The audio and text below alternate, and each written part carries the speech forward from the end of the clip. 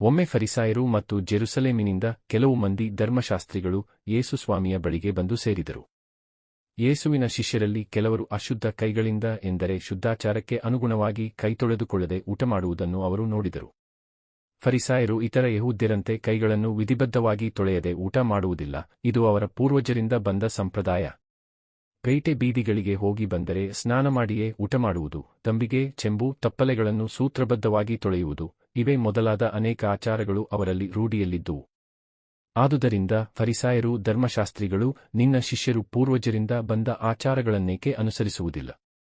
ಅಶುದ್ಧವಾದ ಕೈಗಳಿಂದಲೇ ಅವರು ಊಟ ಮಾಡುತ್ತಿದ್ದಾರಲ್ಲ ಎಂದು ಯೇಸುವನ್ನು ಕೇಳಿದರು.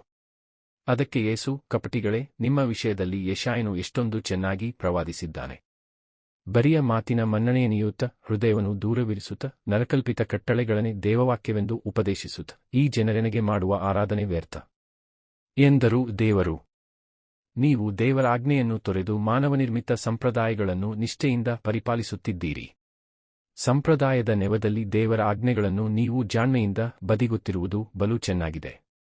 ನಿಮ್ಮ ತಂದೆ ತಾಯಿಗಳನ್ನು ಗೌರವಿಸಬೇಕು, ತಂದೆಯನ್ನಾಗಲಿ ತಾಯಿಯನ್ನಾಗಲಿ ದೂಷಿಸುವವನಿಗೆ ಮರಣದಂಡನೆ ಆಗಲೇಬೇಕು ಎಂಬುದು ಮೋಶೆ ವಿಧಿಸಿದ ಆಜ್ಞೆ.